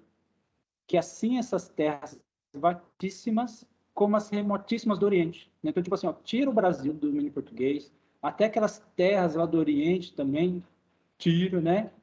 As conquistaram à custa de tantas vidas e tanto sangue. Né? Então, por que tem que tirar os portugueses do Brasil? Porque os caras conquistaram através de vidas, né? Eles mataram, né? Com sangue, né? Então, tem que tirar. Mas por dilatar vosso nome e vossa fé. Então, o pessoal veio aqui, matou, teve toda essa sanguinolência em nome da fé, em nome de Deus. Né? Então, é melhor tirar essa terra dos portugueses, né? Tira o Brasil dos portugueses. Que a larga mão com que nos destes tantos domínios e reinos não foram mercês de vossa liberalidade, senão cautela e dissimulação de vossa ira, para que fora e longe de nossa pátria nos matardes, nos destruirdes, nos acabardes de todo. Então, né, aí ele fala assim, né, então com larga mão, né, então imagina assim, né, aquela coisa, né, de dominando tudo, né, com a mão larga, né, de todos esses domínios, né, não foram mercês de vossa liberalidade. Então, todos esses domínios não foi para dar essa liberdade, essa palavra do Senhor, né? Senão, né, cautela de simulação de vossa ira, né? Parecia mais que era a ira do Senhor que estava indo em cima do povo, não era para dar a palavra, não, né? Não era para dar liberdade. Para que fora e longe de nossa pátria nos matardes. Então, tanto aqui fora, aqui no Brasil, quanto em algum outro lugar longe de nossa pátria, né, longe de Portugal, a gente morreu. Então, aqui ele também faz a crítica que, tipo assim, os portugueses tanto mataram, né, sacrificaram vidas e sangue, quanto né, portugueses foram sacrificados, portugueses foram mortos, foram destruídos, né? Se acabaram todos, né? Só por causa dessa coisa assim, da grande navegação, de buscar novas terras, né? Se esta havia de ser a paga e o fruto de nossos trabalhos, para que foi o trabalhar, para que foi o servir, para que foi o derramar tanto e tão ilustre sangue nessas conquistas? Para que abrimos os mares nunca antes navegados? Então aqui vem aquele questionamento, né? A gente sofreu tanto, fez tudo para quê? Para que tudo isso? No que serviu tudo isso? Né? E aqui até ele coloca um trecho, né, para lembrar de Camões, né? Então, para que abrimos os mares nunca dantes navegados? Nessa coisa, os mares nunca dantes navegados, está na obra dos Lusíadas, né, de Camões, né? E depois de tantos perigos, depois de tantas desgraças, depois de tantas e tão lastimosas mortes, ou nas praias desertas sem sepulturas, ou sepultados nas entranhas dos alarves, das feras, dos peixes, que as terras que assim ganhamos, as hajamos de perder assim, ó, quanto melhor nos fora nunca conseguir nem tentar tais empresas. Né? Então, aquele de novo, ele fala assim, nossa, né, a gente enfrentou tanto perigo, tanta desgraça, né? Gente que morreu sem sepultura, né, na praia, né, chegou, de repente, com alguma doença no Brasil, aí ficou morto, ou às vezes morreu ali na maré, né, no caminho, nos oceanos, né, foi jogado ao mar, né, para não ficar aquele corpo defiando ali dentro da nau. E aí, e agora? Né? Então, toda essa desgraça, o melhor é que nunca tivesse feito isso, né? Nem tentar, né? Nem tentar tais empresas. Era melhor a gente ter ficado quietinho em Portugal. Né? Então, veja essa crítica toda que ele faz assim, todo esse trabalho de Portugal, dessas grandes navegações, essa crítica, ele fala assim, meu, isso aí que a gente fez, a gente está fazendo tudo errado, né? Então, essa importância dele, tipo, esse reconhecimento que o padre Antônio Vieira, ele vê, ele cita que o que o Portugal está fazendo com o Brasil não é uma coisa boa, né? Está trazendo só morte e desgraça, né? Tudo bem?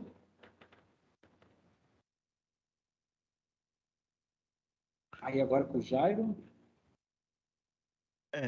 Essa parte do Padre Antônio Vieira já começa a elencar bastante com o período do arcadismo que nós vamos ver agora. Porque o período do arcadismo, ele segue com foco aí em Minas, tá? Ele segue nessa região de Minas Gerais, tá? E, peraí que o Ricardo caiu. Ah, tá, voltou. Então, ele segue neste contexto de Minas Gerais, tá? A parte literária, a parte artística. Pode passar o próximo slide, Ricardo.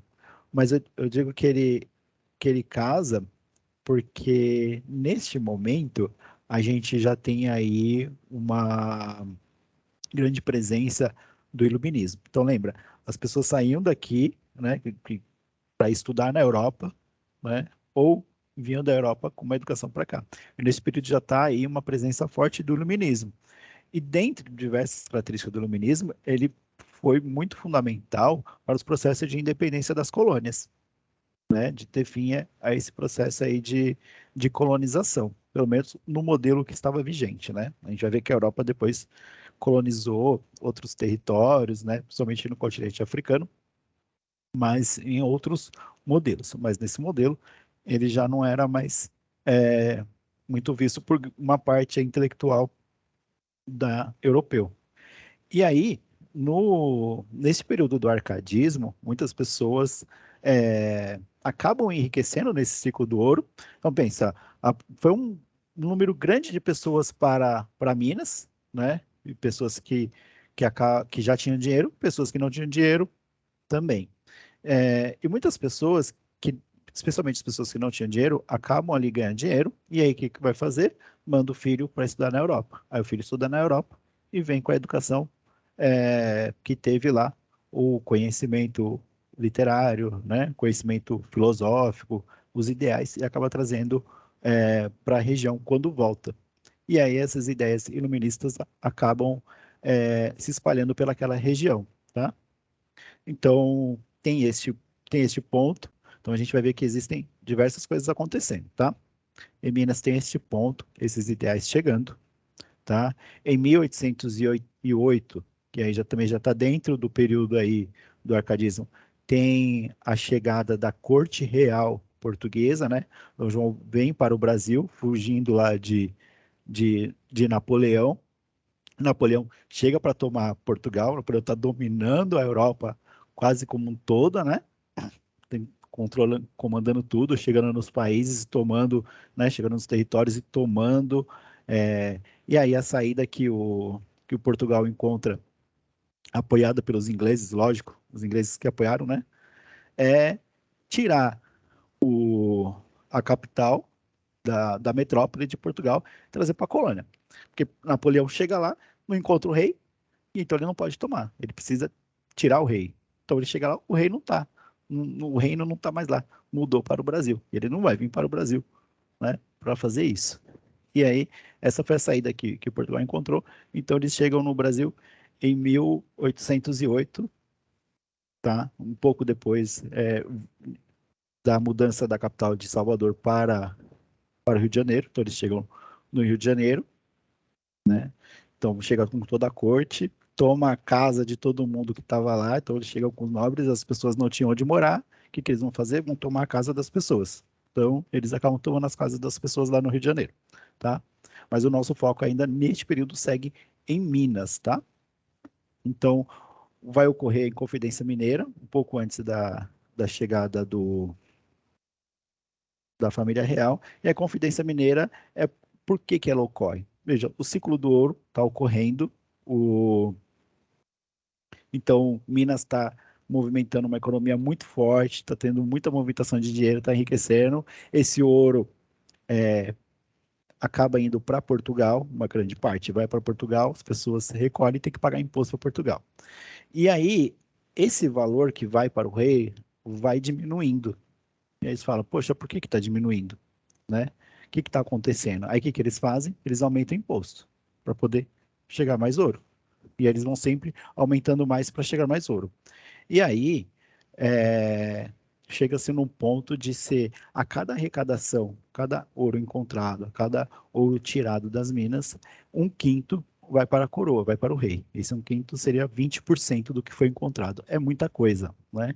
Então, todos esses impostos, a forma como a coroa lida com as coisas de Portugal, do Brasil, vai gerando uma grande insatisfação da sociedade, especialmente em Minas, onde está o foco de tudo, né? Que as pessoas acabam lutando criando movimentos de revolta contra essa situação, né? E a Confidência é um desses movimentos, movimento contra ao que a coroa portuguesa está fazendo, tanto de impostos como de decisões arbitrárias, né? Vem junto com isso adentrando ali, muitas pessoas também que eram escravizadas encontram ali a chance de encontrar o ouro e comprar sua liberdade. Então, também tem uma gama grande de pessoas escravizadas naquela região, tá?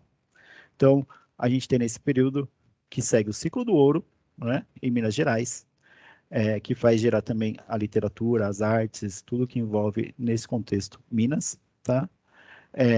O processo de Inconfidência Mineira, né, a luta pela dar fim a esse processo de abuso da coroa portuguesa, né? Essa cobrança de impostos, até mesmo um processo de independência, de separar o Brasil de Portugal, né? Visto os ideais iluministas que acabam chegando também.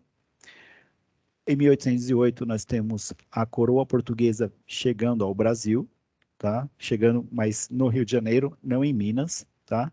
E depois o processo de independência em 1822, né? Quando Dom Pedro I, em São Paulo, proclama lá a independência do Brasil. Então, este é o contexto que está ocorrendo no arcadismo, tá? Então, aí a gente vai ter uma grande presença já também de visões sobre o Brasil, tá? Então a gente aos poucos começa a olhar mais para o Brasil, no olhar das coisas que estão acontecendo no Brasil, tá?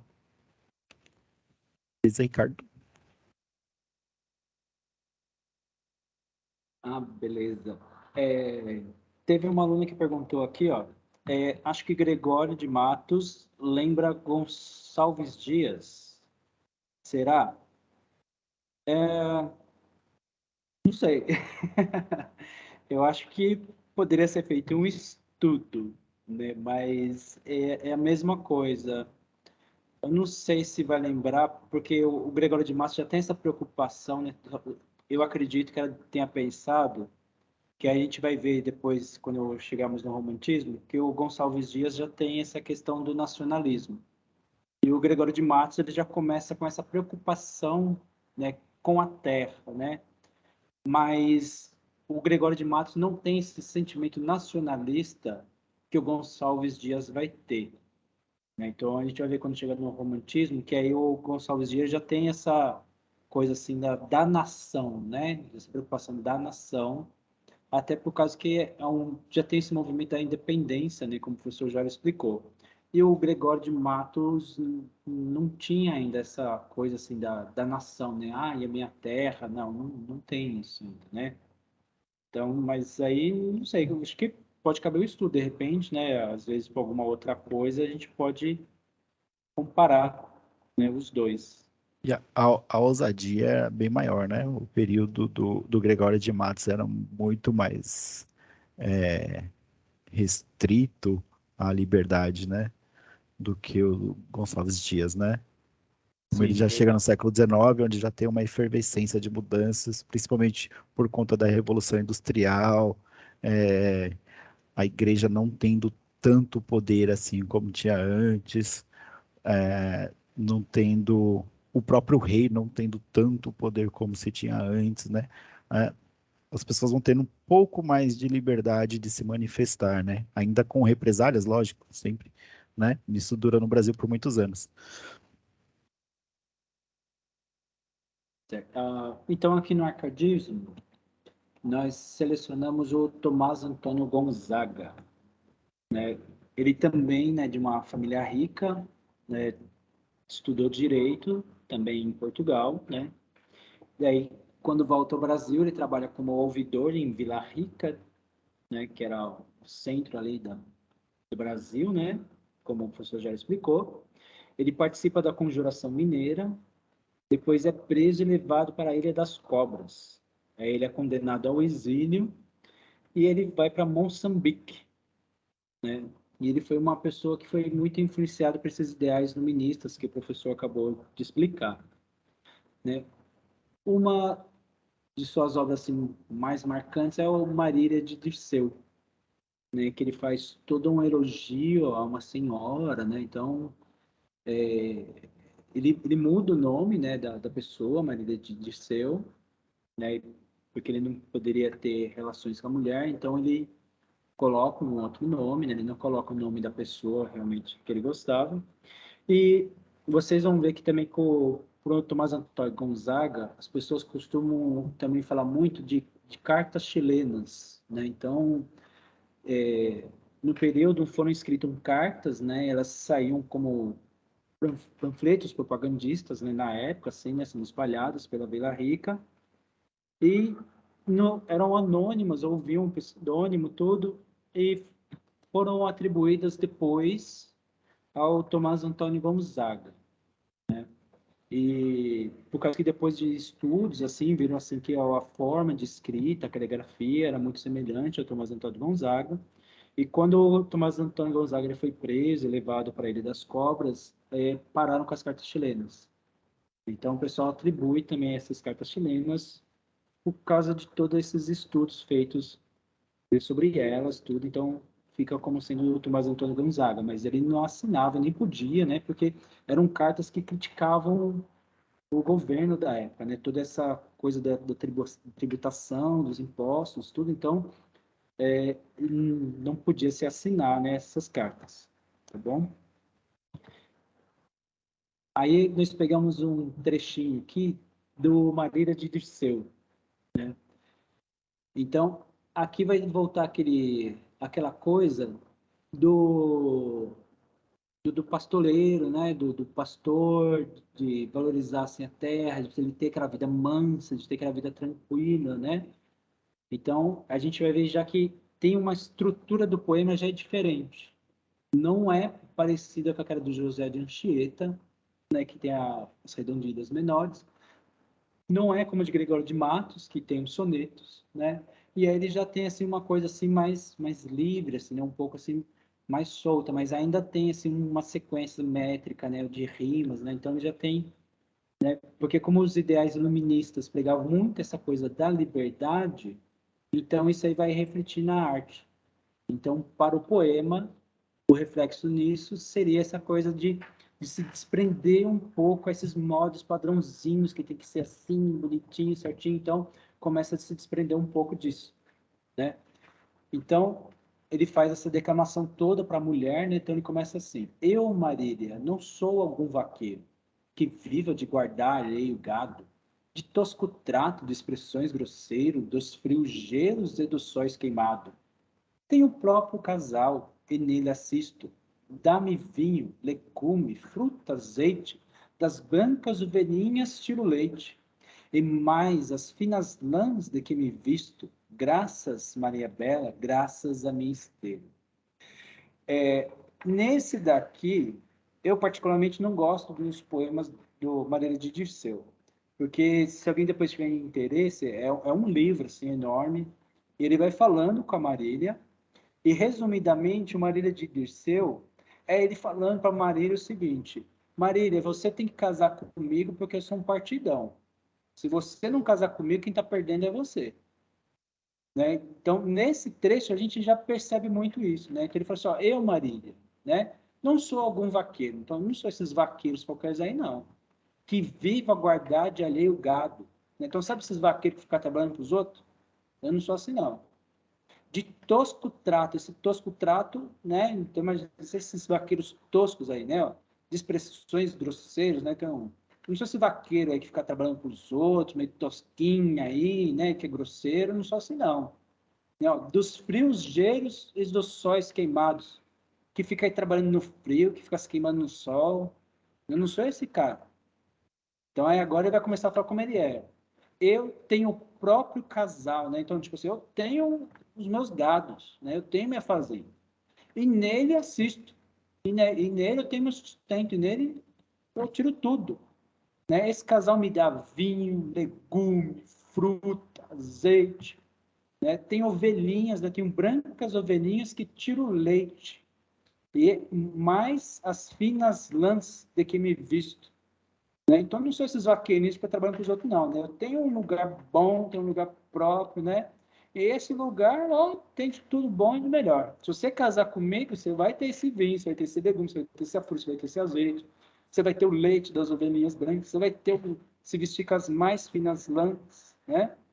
Graças, Marília Pérez, graças à minha estrela. Essa minha estrela é a ideia do nascimento, né? Então, graças ao berço que eu vim, eu tenho tudo isso.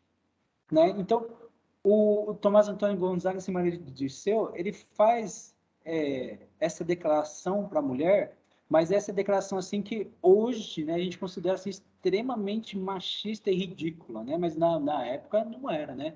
Então dele ficar falando assim, ó, não sou um Zé Ninguém não, né? Casa comigo que eu te dou, né? Roupa, casa, né? Comida, né? Então, e pode casar comigo porque a minha família é de linhagem, né? Não sou um Zé Ninguém, não. Então, o Tomás Antônio Gonzaga, ele fica em cima disso no Marília de Dirceu.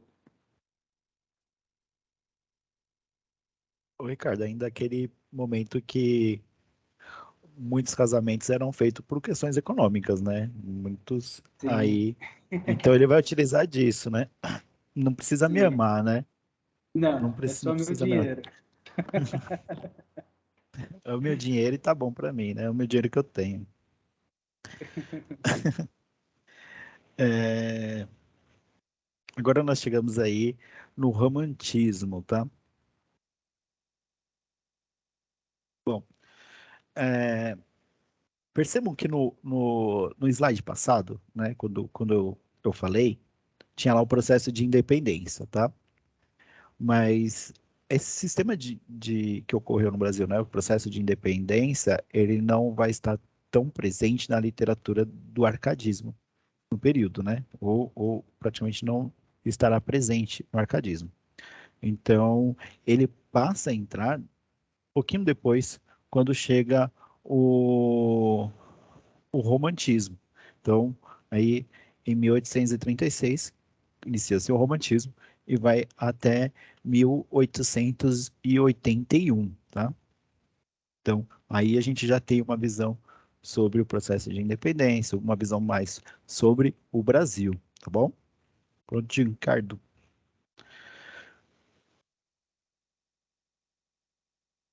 Ricardo, o próximo, por favor.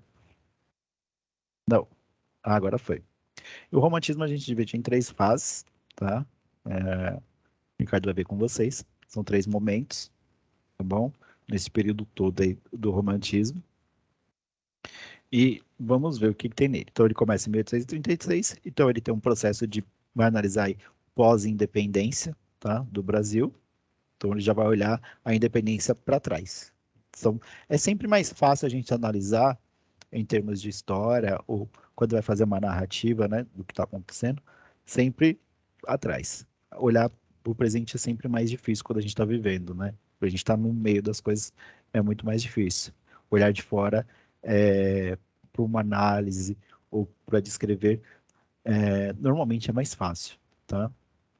Então, a literatura, ela vai trazer esse olhar pós-independência, tá? Sobre o processo de olhar para o Brasil, né? A independência é tornar o Brasil livre e ali agora somos nós, né? É nosso povo, todo mundo junto.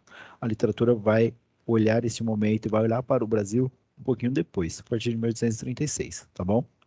Então, é um período onde ocorrem algumas coisas conturbadas na política, tá? Então, o processo de independência já foi conturbado, né? Não é simples, porque Portugal não queria isso, né? Portugal não queria. Foi um processo aí um pouco conturbado, tá? E tivemos a abdicação do trono, então, Dom Pedro I dá o processo de independência em 1822, ele passa a ser imperador do Brasil, né? Mas em 1831 ele já deixa o trono, ele já abdica do trono e vai-se embora para Portugal. E quem fica no lugar dele é o filho dele, né? O que viria a ser Dom Pedro II. Porém, o filho dele tem 5 anos de idade em 1831, né? Para assumir o trono, ele teria que ter 21 anos, né? No mínimo 18 anos para poder assumir. Mas no processo, na época, 21 anos. Mas ele tinha apenas 5 anos. Olha que maravilha de pai, né? Deixando o filho aí com 5 anos de idade para tomar conta do país. Confio em você, filho. Esse é o legado que Dom Pedro I deixou para o seu filho.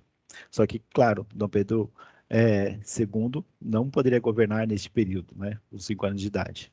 Então, o Brasil passa a ser governado por um período regencial. Então, 3 períodos de regência aí.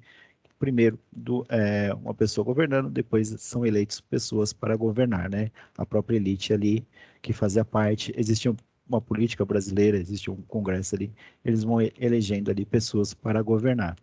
É difuso, é complicado, assim, porque são pessoas que pensam diferente, né? São pessoas, às vezes, que queriam um processo, o Brasil um pouco mais livre, são pessoas que queriam, às vezes, o Brasil voltando a ser colônia, então gera-se uma discussão muito grande aí nesse período regencial.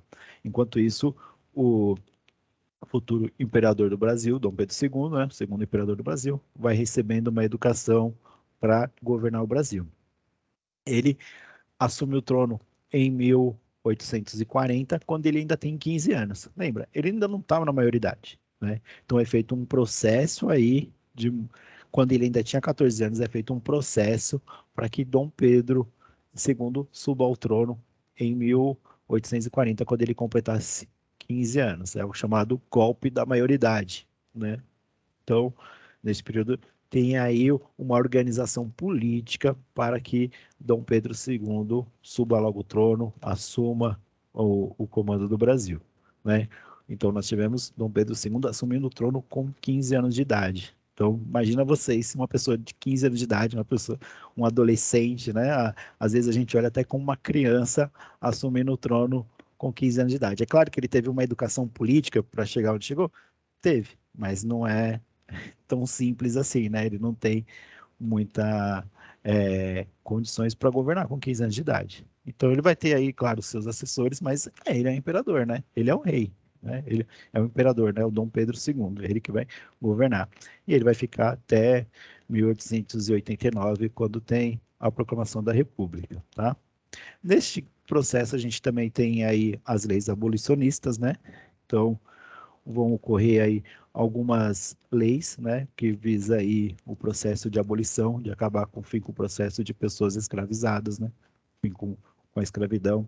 Então, começa-se também a narrar estes processos aí em algumas obras literárias, né, neste movimento e no próximo, tá? Então, algumas leis que para muitos não, em muitos casos acaba sendo um retrocesso, haver visto que o ideal seria ter acabado o quanto antes, né? Em muitos países já vinham acabando. No Brasil aí deixou-se para o último momento, quando não tinha mais condições políticas de se manter isso, e acabou gerando um atraso grande para o Brasil, tá?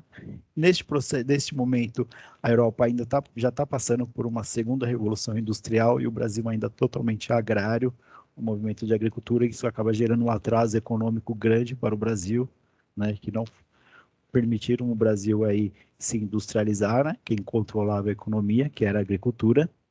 Então o Brasil acaba vivendo nesse cenário de agricultura ainda.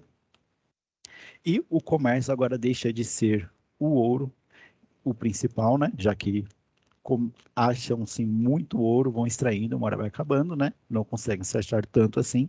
E aí começa o seu foco no café. Quando começa o seu foco no comércio do café, e sai de Minas, então lembra que o foco era em Minas, tinham achado também em Goiás, em Mato Grosso, né? Mas o principal era Minas. Agora muda-se para São Paulo e para Rio de Janeiro. Então lembra-se, Rio de Janeiro é a capital, agora tem ali também a presença de um comércio forte com café. São Paulo, claro, é maior, né, em termos de território e até mesmo de plantação de café, de comércio, tudo, mas Rio também cresce nessa produção aí, neste meio de café, tá? Então, agora a literatura desce um pouquinho mais, porque ela vai seguindo, ainda segue-se naquele rumo de que são poucas pessoas que têm acesso à educação, são poucas pessoas que são formadas, são poucas pessoas que têm aí a educação para ler e escrever, tá? Então nós vamos seguindo o ciclo econômico, tá? Então, volta-se agora um pouco mais para o Rio e para São Paulo, tá bom? Beleza, Ricardo? Ótimo. Ah, os autores que nós selecionamos, como o Jair falou, o romantismo, os críticos gostam, né, os estudiosos gostam de dividir em três gerações, né? A primeira geração tem o Antônio Gonçalves Dias, né? Ele nasceu no Maranhão, se formou em Direito em Portugal, depois ele se muda para o Rio de Janeiro, né? Trabalha como professor, como jornalista, né? E dessas viagens dele assim para Portugal, ele acaba morrendo num naufrágio quando ele vai voltar para o Brasil. E tem um poema dele que é muito conhecido, que é o Canção do Exílio, né? Então, foi um momento que ele viveu exilado, e aí ele faz um poema, né, homenageando o Brasil, que até eu esqueci lá, teve a aluna lá, né, que perguntou, né, que ela achava assim, né, um pouco parecido, tudo. Mas nessa primeira geração, como o professor disse, a gente vai ver essa coisa de com esse movimento da independência do Brasil, então começa a ter essa coisa de valorizar a terra, né? Então, o que seria o Brasil? Então a gente vai ver assim, muitos escritores, como José de Alencar, ele começa a valorizar o indígena, né? Então tem obras como Iracema, Guarani, Ubirajara, ele começa a falar sobre os indígenas e vem o indígena como o mito do herói. Então começa a colocar o indígena como o herói. mas ainda assim é uma visão europeia. Então, tem muito traços assim, ele pega heróis europeus e tenta colocar em cima do indígena, né? Ele tenta moldar o indígena ao herói europeu, né? Então, não é o indígena mesmo ali em si, né?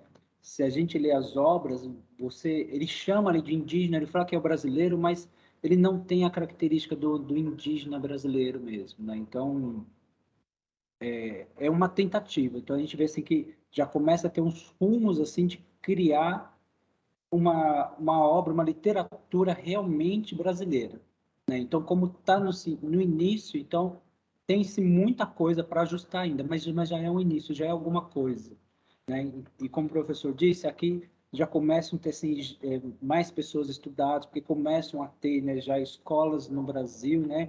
Claro que para pouquíssimas pessoas, né? Somente as pessoas riquíssimas conseguiram estudar, mas o pessoal já começa a estudar no Brasil. Então, já começa essa coisa assim, de criar um sentimento de nação, né? De criar uma nação. E para o Gonçalves Dias, nós escolhemos esse trecho da canção do Exílio, porque até é um trecho que tem no nosso hino nacional, né? Então ele fala assim: minha terra tem palmeiras onde canta o sabiá. As aves que aqui gorjeiam não gorjeiam como lá. Nosso céu tem mais estrelas, nossas várzeas têm mais flores, nossos bosques têm mais vida, nossa vida mais amores. Em cismar sozinho à noite, mais prazer encontro lá. Minha terra tem palmeiras onde canta o sabiá. Né? Então aqui toda essa glória, essa exaltação pela terra, né? Então é a mesma coisa. Se a gente comparar os poemas do Arcadismo e do Tomás Antônio Gonzaga, a gente já vê que ele tem uma estrutura diferente aqui também. Né? Então percebo que toda vez que muda o movimento, a ideia de arte muda, e aí então a ideia de se fazer o poema, né, de fazer qualquer outra obra literária, ela muda, né? Ela pega uma outra concepção e pega a concepção que está ali no momento, né? Aqui reparem que tem essa retomada, essa coisa assim das redondilhas menores e fica uma coisa assim bem cantada. É diferente do Gregório de Matos lá que tem aquela coisa do soneto, aquela coisa declamada, né? E aqui não, a gente vê que os versos eles são menores e tem essa coisa assim meio cantada, tá bom? Segunda geração do romantismo, nós escolhemos o Manuel Antônio Álvares de Azevedo, que é mais conhecido como Álvares de Azevedo, né? Ele nasceu em São Paulo, aí ele muda-se para o Rio de Janeiro, né? Onde ele faz os seus estudos. Quando ele volta para São Paulo, ele faz parte de uma sociedade que tem o interesse de repetir a, a poesia, a obra de arte que acontecia na Europa. Então, aqui a gente tem a ideia de imitar a Europa, mas não Portugal. Né? Então, eles vão imitar escritores como Goethe, da Alemanha, Byron, principalmente Byron, da Inglaterra. Então, o Brasil começa a ter olhos para outros países da Europa. Então, vejo que ainda o Brasil está preso com a Europa ainda. Não é mais Portugal, mas ele ainda fica preso na Europa. Né? Ele quer imitar os valores do estrangeiro, ainda quer ver como a Europa faz, e ele tenta encaixar esses valores no Brasil. Né? O Manuel Antônio Alves de Azevedo, ele sofria de tumor, ele passa por um processo cirúrgico, mas ele chega a falecer de tuberculose antes de completar 21 anos, até, né? Então ele morre com 20 anos e alguns meses, né? Antes de completar 21 anos, ele acaba falecendo.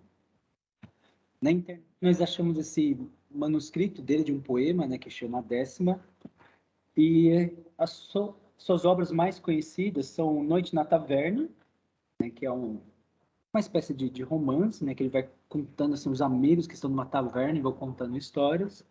E tem o Lira dos 20 Anos, né, que é uma coleção de poemas dele. E nós pegamos esse soneto, então aqui tem de novo essa retomada do soneto, né, com o Manuel Antônio Alves de Azevedo, né?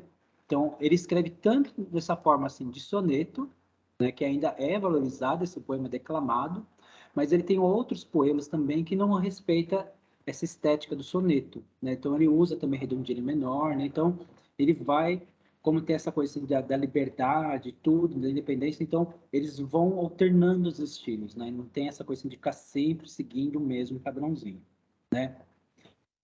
Eu gosto muito desse poema porque às vezes as pessoas confundem com um poema de amor. Eu vou ler primeiro.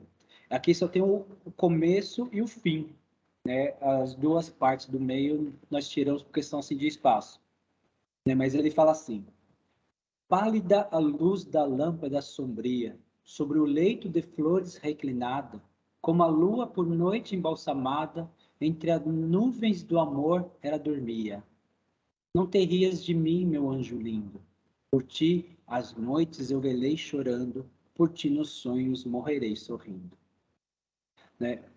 Quando a gente faz a primeira leitura desse poema, dá a impressão assim, que está se declarando uma mulher, né, e a amada dele. Se a gente prestar atenção, é isso, só que a pessoa amada, ela está morta. Então, ele se apaixona por um defunto, está declarando seu amor por um cadáver ali, né, por uma pessoa morta. Né? Porque olha só, né? Pálida, né? Então a mulher está pálida. Pálida à luz da lâmpada sombria, né? Então a gente já vê esse ar noturno, assim, de morte sombrio, né? Ó, sobre o leito de flores, reclinada. Então ela está deitada onde? Num leito de flores. Né? Então o que é o leito de flores? Então é quando você vai ver lá a pessoa, a gente cobre ali o corpo da pessoa com flores. Com uma lua por noite embalsamada, embalsamada, vem da palavra embalsamar, que é você colocar perfume no cadáver para tirar aquele cheiro para poder fazer o velório, né? Então, entre as nuvens do amor, ela dormia. Esse dormir aqui a gente pode entender como uma referência à morte, né? Aí no finalzinho, até ele fala, não te rias de mim, meu anjo lindo, né? Então a pessoa morreu e virou um anjo. Por ti, as noites velei chorando, né? Então tem aí o verbo de velar, né? De você ficar velando o defunto. E por ti, nos sonhos, morrerei sorrindo. Né? Então, como a amada morreu, ele vai acabar morrendo nos sonhos. E vai ser uma morte boa, né? Morrerei sorrindo, porque ele vai encontrar com essa amada na outra vida, né? Então, nessa segunda geração, tem muito essa coisa sombria, esse culto à morte, à caveira, que era um estilo pregado na Europa na época. Né? Então, quem for de repente ler outros poemas assim desse Leilo dos 20 anos, Uma Noite na Taverna, vocês vão ver que prevalece sempre essa coisa, assim, essa coisa sombria, essa coisa mística, né? Então, a morte sempre ali presente. Tem esse amor, mas esse amor não é alcançado, e geralmente não é alcançado porque morre a pessoa amada, né? A pessoa amada está morta, né? Então, tem toda essa questão da segunda geração. Tudo bem? A terceira geração, nós escolhemos o Antônio Castro Alves. Ô, Ricardo, Oi. desculpa, acho que vai cair logo em 3 minutos. Vou correr aqui então.